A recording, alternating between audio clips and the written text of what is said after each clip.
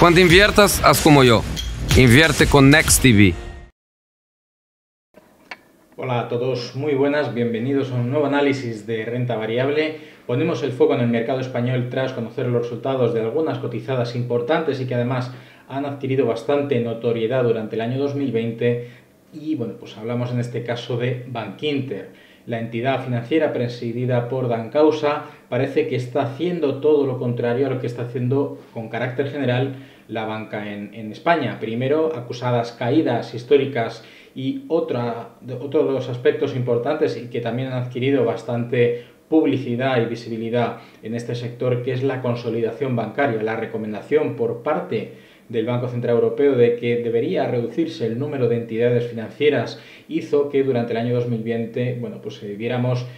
sendas fusiones entre, por ejemplo, CaixaBank y Bankia o Unicaja y Liberbank. Por otro lado, pues vimos la fusión fallida entre BBVA y el Banco Sabadell y nos quedaban pues dos entidades principales por prestar atención, que era el Banco Santander y Bankinter. Todo parecía incluso que pudiera haber cierta sinergia y que estas dos entidades pudieran encontrar un punto en común para reducir costes y aprovechar la expansión geográfica, sobre todo del Banco Santander, para hacer más grande a Bankinter. Sin embargo, parece ser que el único objetivo que tiene en este caso Bankinter es sobre todo escindirse o separar su compañía aseguradora Línea Directa para además hacerla cotizar en bolsa, y aunque ese intento fallido durante el 2020 se debió sobre todo al impacto de la pandemia, sigue estando dentro de los planes de la presidenta y parece ser que podría ser el 2021 el año de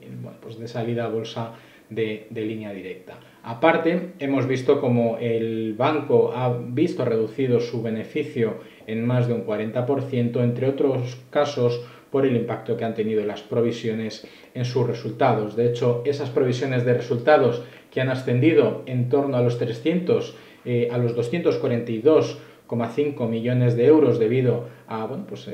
esa contingencia que deben adoptar los bancos para cubrir las necesidades, entre otras, de los impagados, la mora y otro tipo de obligaciones que tienen las entidades financieras. Pues vimos cómo el pasado viernes hubo una altísima volatilidad, la cotización llegó a superar los 5 euros por acción y ya vimos que tanto el viernes como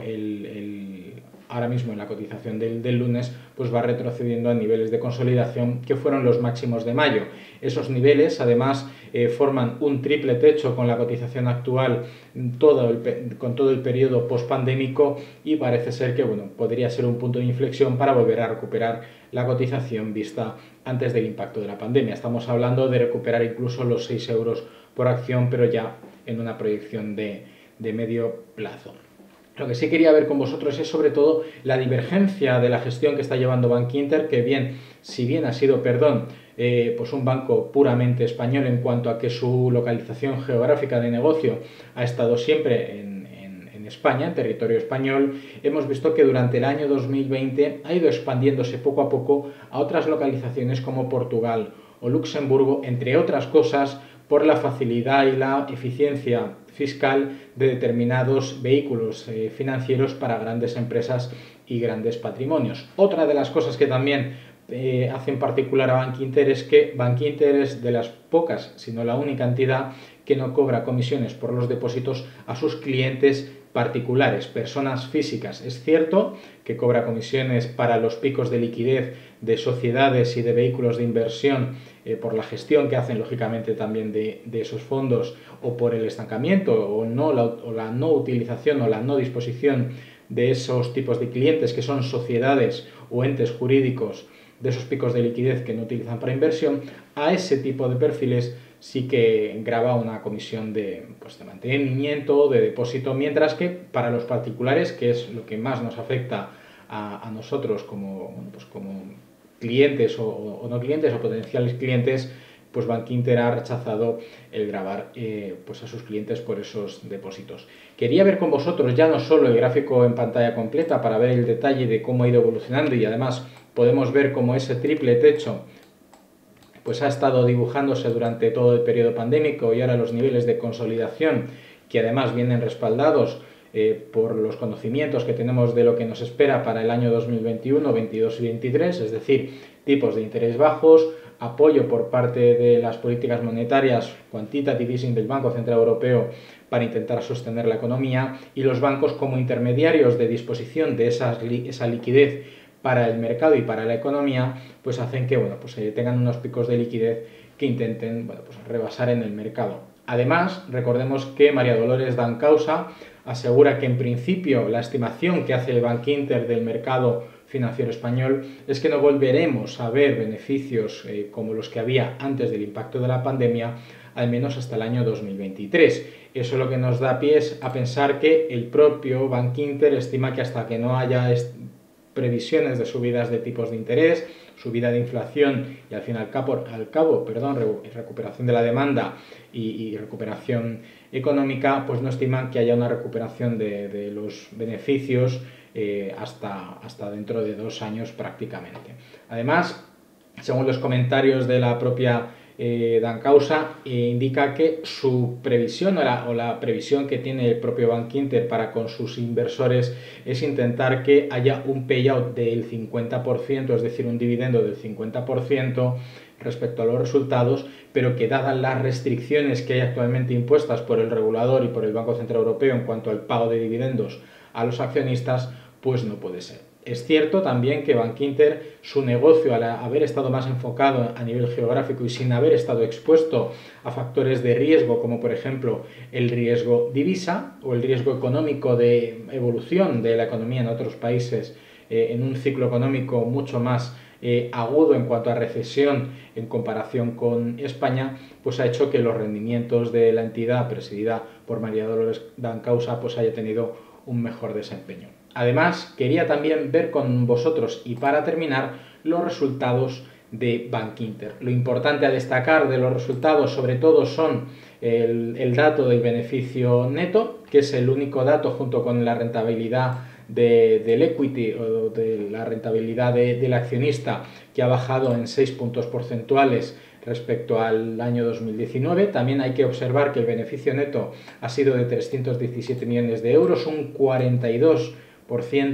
menos que el año 2019, y el ratio de mora ha caído aún hasta el 2,37%, ha caído 14 puntos básicos, es decir, un 0,14% con respecto al año 2019. Sorprendentemente, cuando un año en el que ha habido muchos despidos, mucha gente que se ha quedado sin trabajo, mucha gente que ha visto empeorarse su situación económica pues por los ERTEs o por cualquier otro tipo de situación que le pudiera afectar, en el caso de Bankinter hemos visto como el ratio de mora, en lugar de incrementarse, se ha visto reducido. Pero más importante que esto, y el detalle del por qué Bankinter quiere sacar a bolsa, primero escindir de lo que es la estructura general de la compañía Línea Directa y hacerla cotizar en bolsa, es lo siguiente.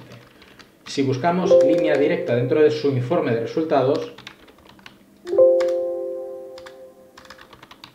podremos ver primero cómo los resultados antes de impuestos de la aseguradora, ¿de acuerdo?, han pasado de los 142,9 millones a los 179,6. Ha habido una diferencia de 36,7 millones más, es decir, Línea Directa ha mejorado sus resultados en un 25,7%, pero es que además, en cuanto a los niveles de contribución y de negocio, vemos cómo el número de riesgo de asegurados se ha incrementado tanto por seguros de vehículos de motor como un 6% en seguros del hogar, y también la prima emitida se ha incrementado de media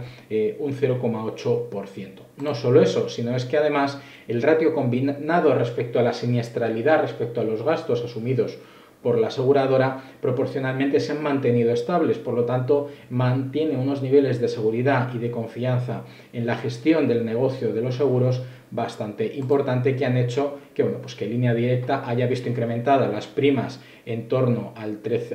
resultado técnico, un 41%, el resultado como asegurador un 30%, y el beneficio neto, como comentábamos, desde los 107 millones a los 135 millones, un 26%. Este es uno de los motivos, es decir, que los buenos resultados que ha tenido Línea Directa al estar dentro del paraguas de Bankinter, pues ha hecho que no tenga la visibilidad necesaria suficiente para que haya habido un revulsivo positivo. También es cierto que al desvincular Línea Directa de Bankinter podríamos ver una evolución no tan favorable en la entidad financiera, pero sí es cierto que incorporar Línea Directa a uno de los valores del mercado, veremos si en este caso incluso pudiera llegar en algún momento dado a cotizar en el IBEX 35, vemos como los resultados de la compañía ya no solo observamos un ratio de solvencia que es casi 3 veces los niveles de requisitos de liquidez, sino que además el ROE, la rentabilidad del equity, la rentabilidad del accionista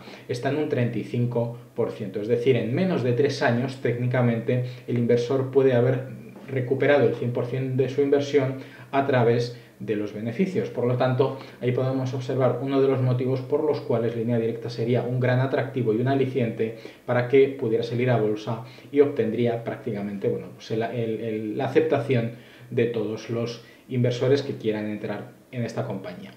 Aunque la Línea Directa todavía no está separada de Bankinter jurídicamente y además no está cotizando en bolsa, porque primero necesitamos que suceda la primera circunstancia, es muy posible que Bankinter, aun con los riesgos asumidos y la recomendación del Banco Central Europeo de que haya unificación, no escisión,